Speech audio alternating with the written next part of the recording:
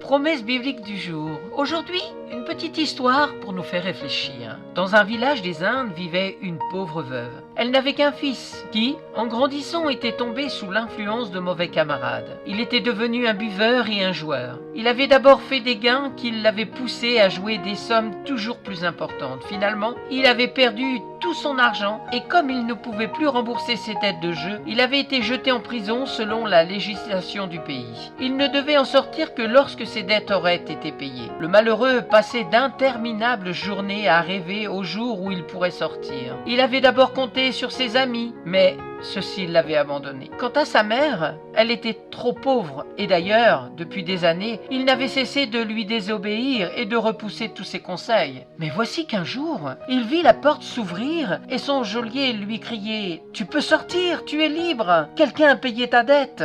Il se précipita au dehors, prenant le chemin de la maison de sa mère. Où aurait-il pu aller d'ailleurs? En approchant, il l'aperçut debout, près de la porte. Cette vue le bouleversa et il courut se jeter en pleurant dans ses bras. Comme il était là, serré contre elle, ses yeux tombèrent sur les mains de sa mère et il s'étonna d'y voir de longues cicatrices. « Mais maman, que t'est-il arrivé? Qui t'a fait ces affreuses cicatrices ?»« Mon fils, n'en parlons pas, ce n'est pas la peine. »« Si, maman, je veux savoir. »« Eh bien, mon fils, pour payer ta dette, je me suis engagé comme manœuvre dans un chantier. Les pierres ont déchiré mes mains, comme tu le vois. Mais maintenant, tout est bien, tu es libre. Ne parlons plus de cela. »« Oh, maman, maman, tu as fait cela pour moi qui t'ai fait tant de peine. » À quelques jours de là, les amis du jeune homme apprirent sa libération, le félicitèrent et l'invitèrent à retourner avec eux. Mais lui leur montra la porte. « Par mes fautes, j'ai fait trop souffrir ma mère. Je ne retournerai jamais avec vous. » Et il tint parole. Avons-nous pensé qu'il en est un qui a souffert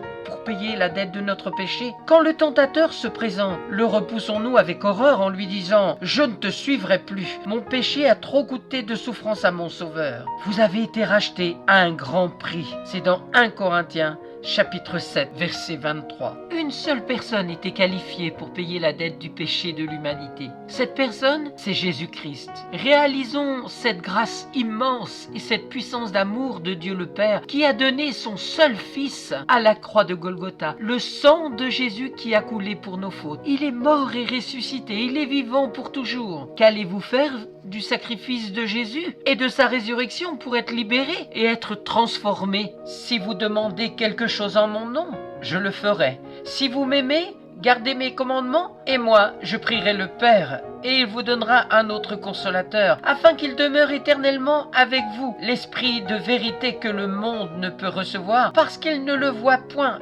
et ne le connaît point. Mais vous, vous le connaissez, car il demeure avec vous, et il sera en vous. Vous pouvez relire cela dans Jean chapitre 14, versets 14 à 17. Merci d'avoir pris du temps pour écouter Promesse biblique du jour. Soyez abondamment bénis, et je vous donne rendez-vous à très bientôt.